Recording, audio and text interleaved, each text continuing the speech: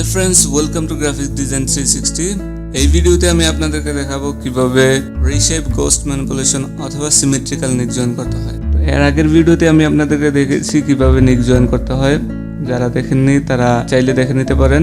Symmetrical নিক join যদি আমরা করতে চাই তাহলে আমাদের লিকুইফাই সম্পর্কে একটু বেসিক ধারণা থাকতে হবে, কিভাবে লিকুইফাই টুল ইউজ করতে হয়, লিকুইফাই টুলের সেটিং সম্পর্কে একটু ধারণা থাকতে হবে। তো এখানে আমাদের একটি টি শার্টের ইমেজ আছে। তো এই টি শার্টে কোনো প্রকার হ্যাঙ্গার বা ডামি নেই, সো আমাদের এখানে নিক জয়েন করতে হবে না। আমরা সরাসরি প্রোডাক্টটা সিমেট্রিক্যাল করে নিলেই হয়ে যাবে। তো প্রথমে আমরা কন্ট্রোল জে দিয়ে একটি লেয়ার উঠিয়ে নেব। উঠিয়ে নেওয়ার পর কন্ট্রোল শিফট এক্স অথবা ফিল্টারে গিয়ে লিকুইফাই ক্লিক করব। লিকুইফাই ক্লিক করার পর আমাদের লিকুইফাই অপশনটা চলে আসবে।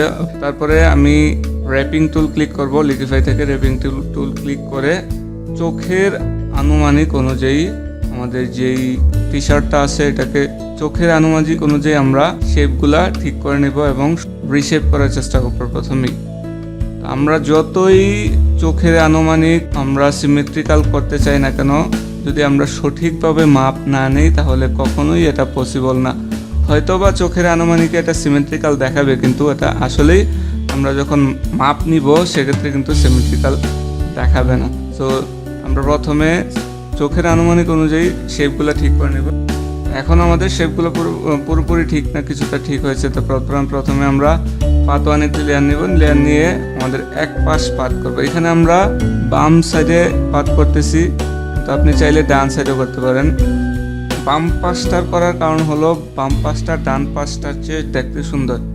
এক্ষেত্রে আপনি যে বাম পাশে করতে হবে তা কিন্তু না। যেই পাশটা দেখতে সুন্দর, অর্থাৎ যেই পাশটার সাথে আপনি সহজেই সিমেট্রিক্যালটা ম্যাচ করালে দুই পাশে অনেক সুন্দর লাগবে, সেই পাশটা আপনি আগে বেছে নিতে হবে। এবং কোনো পাশই যদি ক্লিয়ার না থাকে, অর্থাৎ সুন্দর না থাকে, সেক্ষেত্রে আপনি প্রথমে যেভাবে আমরা লিকুইফাই করে নিয়েছি ঠিক সেইভাবে একটা পাশ এবং দুইটা চোখের আনুমানিক অনুযায়ী সুন্দর একটা শেপ দিয়ে নিতে হবে। দেন আমরা প্রথমে পাতটা করে নিতে হবে। পাতটা করার ক্ষেত্রে এখানে এক্স্যাক্টলি যেভাবে আছে টি শার্টটাতে সেভাবে পাত করা যাবে না, ক্লিপিংটা সেভাবে করা যাবে না। তো ক্লিপিংটা আমরা করতে হবে সুন্দর একটা শেপ দিয়ে, লম্বা অ্যাঙ্কর পয়েন্ট দিয়ে। আমি এখানে দেখেন অনেকটা টি শার্টের অর্থাৎ প্রোডাক্টের বাহির দিয়েও নিয়েছি, অনেক সময় অনেক ভিতরে নিয়ে এসেছি। তো এইখানে কারণটা হলো শেপটাকে আরও সুন্দর একটা রূপ দেওয়া। তো এখানে আমরা এই ক্লিপিংটা দিয়েই আমরা কিন্তু প্রোডাক্টটাকে ফিনিশ করব। শেষ পর্যন্ত আরও কিছু লিকুইফাই আছে আমাদের, সেই লিকুইফাইটা আমরা করে নেব। তো করার পর আমরা এটাকে কন্ট্রোল সি দিয়ে কপি করব এবং এইখানেই পেস্ট করব। এইখানে পেস্ট করার পরে আমরা কোনো কিছু না ক্লিক করে সরাসরি কন্ট্রোল টি চাপবো। কন্ট্রোল টি চাপার পরে আমাদের ট্রান্সফর্ম হবে। ট্রান্সফর্ম হওয়ার পর আমরা রাইট ক্লিক করে হরিজন্টালি ক্লিক করব। হরিজন্টালি ক্লিক করার পর আমরা এই পার্টটাকে ওই পাশটাতে অর্থাৎ ডান পাশটাতে অ্যাডজাস্ট করে নেব সুন্দরভাবে। এবং ডান পাশটাতে অ্যাডজাস্ট করতে হলে আমাদেরকে অবশ্যই শিফট চেপে আমাদের এই পাতটাকে মুভ করে নিতে হবে। যদি আমরা শিফট না চাপি তাহলে উপরে নিচে হয়ে যাবে, সেক্ষেত্রে সিমেট্রিক্যাল একদম এক্স্যাক্টলি হবে না। তো এরপর আমরা খুব কাছাকাছি আমরা ডান পাশে এমনভাবে পাতটা রাখতে হবে যেন আমাদের লিকুইফাই বেশি না করতে হয়। লিকুইফাই বেশি করি তাহলে আমাদের প্রোডাক্টটা অনেক ব্লার হয়ে যাবে। তো সেজন্য আমরা যতটা সম্ভব অ্যাপ্রক্স রাখার চেষ্টা করব ডান পাশের। অ্যাপ্রক্স রাখার পরে আমরা নতুন একটি লেয়ার নিব এবং ব্রাশ টুল সিলেক্ট করব। ব্রাশ টুলের সাইজ 1 অথবা 2 নেব। 2 নেওয়ার পর আমরা এখানে রেড কালার সিলেক্ট করেছি, আপনি চাইলে অন্য কালার সিলেক্ট করতে পারেন। অর্থাৎ ফরগ্রাউন্ড কালারটা আমরা রেড অথবা ডিফারেন্ট কালার, অর্থাৎ আমরা আপনার প্রোডাক্টের যে কালার, আপনার প্রোডাক্ট যদি রেড থাকে তাহলে রেড কালার যদি নেন তাহলে দেখা যাবে না স্ট্রোকটা। আমরা একটা স্ট্রোক দিয়ে নেব সিমেট্রিক্যাল করার জন্য। তো আপনি ডিফারেন্ট কালার, ফরগ্রাউন্ড কালারটা ডিফারেন্ট কালার সিলেক্ট করার পর পাতটা সিলেক্ট করতে হবে। করার পর নতুন লেয়ারটা সিলেক্ট করে ব্রাশ টুল সিলেক্ট করার পর আমরা এন্টারে ক্লিক করব। এন্টারে ক্লিক করার পর আমাদের চারদিকের পাতটা যেভাবে আছে সেই জায়গাতে একটা স্ট্রোক করবে এবং এই স্ট্রোকটা দেখেই কিন্তু পরবর্তীতে আমরা লিকুইফাই করব। তো আমরা লিকুইফাই অপশনে চলে যাব।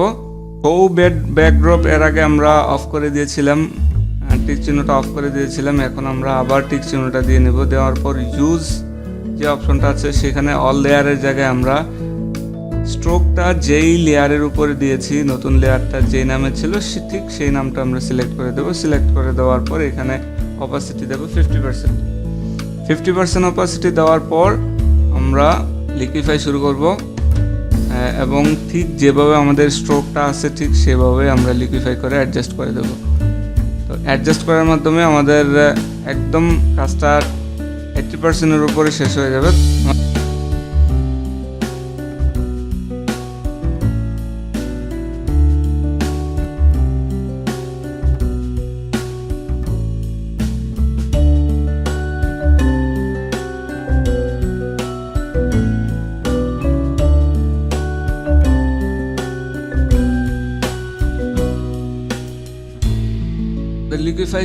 লিকুইফাই শেষ করার পর আমরা এখন পাতটা সিলেক্ট করার পর পাতটা কারেকশন করে নেব। আমাদের যেই জায়গাগুলোতে জয়েন দরকার ঠিক সেই জায়গাগুলোতে জয়েন দেওয়ার পরে আমরা পাতটা সিলেক্ট করে এখানে একটা মার্কস বসিয়ে দেবো। মার্কস বসিয়ে দেওয়ার পর নিচে হোয়াইট ব্যাকগ্রাউন্ড নিয়ে নেব।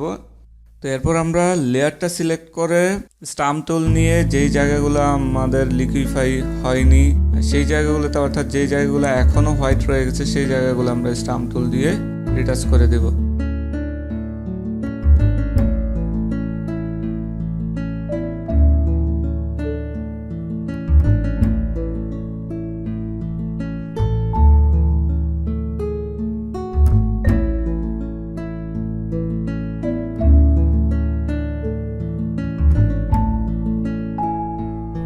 এই হলো আমাদের সিমেট্রিক্যাল নেক জয়েন। আপনারা নিজ নিজ কম্পিউটারে ইন্টারনেট থেকে ডাউনলোড করে আমি লিঙ্কটা দিয়ে দেবো, অথবা ইন্টারনেট থেকে এই ধরনের অনেক ছবি পাবেন, সেই ছবিগুলো আপনারা ডাউনলোড করে নিজে নিজে প্র্যাকটিস করেন। যদি আপনাদের ফটোশপ পোস্ট প্রোডাকশন এর বিষয়ে কোনো প্রকার প্রশ্ন থাকে তো কমেন্ট বক্সে লিখুন, আমি রানা আছি সবসময় আপনাদের পাশে। আমার ভিডিওটি পছন্দ হলে অবশ্যই লাইক দিতে ভুলবেন না এবং পরবর্তী ভিডিওর জন্য অবশ্যই সাবস্ক্রাইব করুন আমার চ্যানেল। পরবর্তী ভিডিওর জন্য কোনো প্রকার মতামত থাকলে, কোনো কিছু জানা থাকলে কমেন্ট বক্সে লিখুন, আমি পরবর্তী ভিডিওটি ওই আকারে করার চেষ্টা করব। Thank you.